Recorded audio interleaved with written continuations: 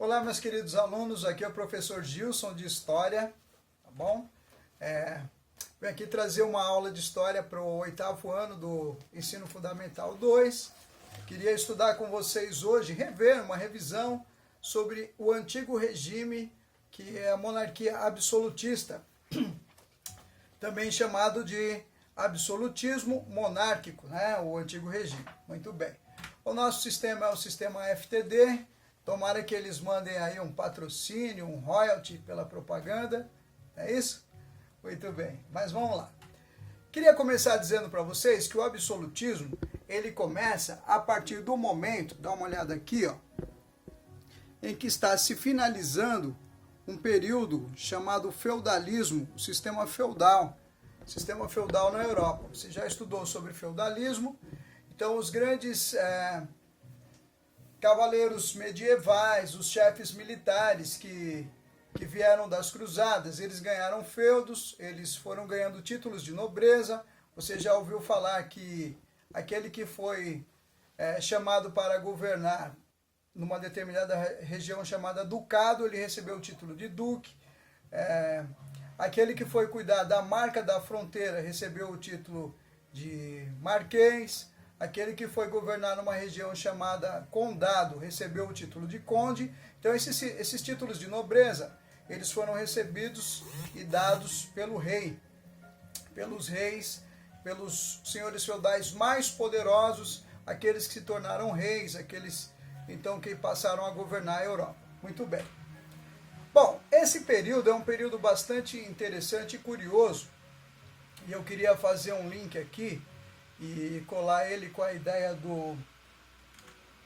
desse momento que nós estamos vivendo de pandemia, né?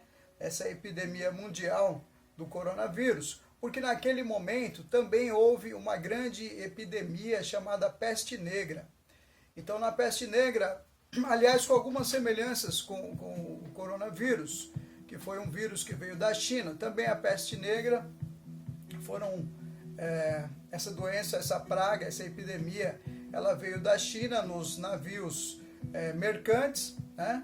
E ali vieram esses navios infestados de ratos, e esses ratos, as pulgas dos ratos transmitiram então essa doença, que também é conhecida como peste bubônica, uma peste altamente letal, especialmente no momento da história onde as pessoas elas não têm muitos recursos. Então você está vendo aqui a imagem de um médico, a máscara, a forma como ele se protegia e tal. É até interessante, até curiosa, né? Bom, a peste bubônica atacava então as pessoas a partir dessa doença que veio das pulgas e dos ratos, né? E a Europa passou por uma crise assim de sobrevivência muito grande, porque não havia praticamente tratamentos, né? E as pessoas morriam assim aos milhões. Morreu aproximadamente 1/3 da população da Europa. Se diz que talvez 40% da população da Europa tenha morrido nessa peste, nessa epidemia chamada de peste negra, porque as pessoas ficavam com manchas negras no corpo, mas que também é uma peste que veio da Ásia, que veio ali dos mercadores chineses, das Índias Orientais. Você já ouviu falar bastante sobre isso, não é verdade? Muito bem. Nesse momento da história, em que a Europa está saindo de uma crise, os reinos estão se afirmando, então está havendo uma transição histórica. A Europa está saindo da Idade Média e entrando na Idade Moderna, né? A peste negra ela foi nos anos 1330 em diante, né? Muito bem, a gente está falando aqui do século XIV, século XV. Bom, no século XVI, quando nós computamos, quando nós historiadores nós pontuamos ali como a Idade Moderna, com a queda do Império Bizantino, então também ali os reinos da Europa vão se organizar em forma de monarquias, e monarquias absolutistas. O que significa isso? Que o rei, a rainha, tem poderes absolutos. A palavra do rei é a lei. Ele manda na economia, ele manda no cotidiano, ele manda em todas as áreas os poderes. O poder executivo é do rei, o poder legislativo é do rei, o poder judiciário também é do rei. Então, assim, ele tem poderes absolutos. essa é uma sociedade estamental. Então, é uma sociedade que tem 3 estamentos ou 3 estados. O primeiro estado é o clero, que são as autoridades da Igreja Católica. O segundo estamento é a nobreza, essas pessoas que receberam títulos de nobreza, eles dão apoio político para o rei, né? E o terceiro estado é todo o restante da população, camponeses, artesãos, comerciantes, todas essas pessoas, especialmente surgindo ali um grupo social chamado burguesia, que são esses artesãos, esses camponeses que passaram a pegar os excedentes para vender nos bairros ali na região das cidades. Esses bairros são chamados de burgos e esses comerciantes são chamados então de burgueses, e eles começam a enriquecer a partir desse trabalho de empreendimento, desse trabalho de comércio. Então os burgueses são comerciantes daquele momento, tá?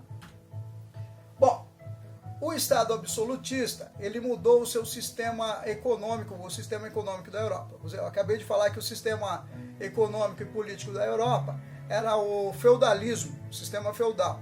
Agora o sistema econômico da Europa vai se chamar mercantilismo. O mercantilismo, ele é então o sistema político e econômico, o sistema econômico da monarquia absolutista.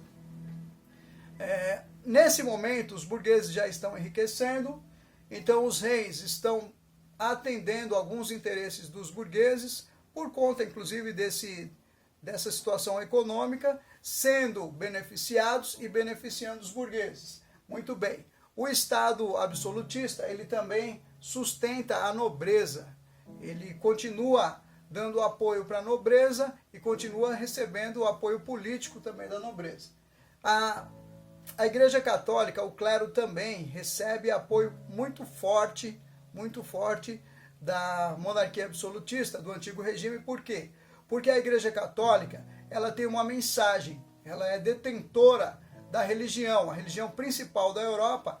Nesse momento, evidentemente, que a religião católica está surgindo, a reforma protestante, a religião protestante, mas a religião predominante é a católica. Então, a Igreja Católica, ela dá autoridade espiritual para o rei, ela diz que o rei tem o direito divino, a família real tem o direito divino de serem esta família que governa, e em troca disso, o reinado, as monarquias, eles favorecem a igreja, o clero católico, com terras, com riquezas, e sustentam tanto a Igreja Católica quanto a nobreza.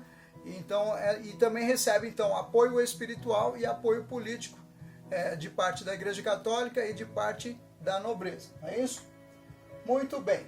O mercantilismo, ele tem as suas bases, ele mede a riqueza de um reino conforme o acúmulo de metais preciosos. A gente chama isso de metalismo. Quais são os metais preciosos? Quantidade de ouro, quantidade de prata. Assim se mede então a riqueza de um reino da monarquia absolutista. Eles também trabalham com protecionismo, colonialismo, pirataria, e eles procuram então manter uma balança comercial favorável para manter a saúde e a riqueza da sua economia. Aqui temos um outro slide falando sobre isso, sobre a centralidade do sistema mercantilista, que é o sistema econômico da monarquia absolutista, do Estado moderno absolutista. A burguesia, como eu acabei de falar para vocês, é um grupo social que está surgindo e se tornando poderoso porque está se tornando rico, pessoas humildes, pessoas trabalhadoras, artesãos, que estão enriquecendo com o comércio e se tornando então um grupo social muito poderoso que vai se tornar protagonista ali na Europa. Bom, nesse momento se consolida principalmente a monarquia absolutista de Portugal, que é a primeira, e depois a monarquia absolutista da Espanha. Então esses são os dois primeiros reinos a se organizarem e se consolidarem. Inclusive eles são aparentados, tanto os reis e rainhas de Portugal quanto os reis e rainhas da Espanha são aparentados. Muito bem, nesse momento também surge a monarquia absolutista da Inglaterra, né? E é um momento da história que vai surgir e vai acontecer também, em algum momento, uma coisa chamada União Ibérica. A União Ibérica eu vou deixar então para ser uma próxima aula, tá bom? A gente combina depois. Vocês vão ter férias, nós teremos férias agora entre o dia 8 de abril e o dia 8 de maio. Em seguida nós vamos retornar e estaremos juntos para estudar. Que todos estejam com saúde, que você esteja bem. Tudo vai dar certo, estamos torcendo por vocês. Tudo de bom. Voltaremos juntos logo logo e tudo vai dar certo. Até mais.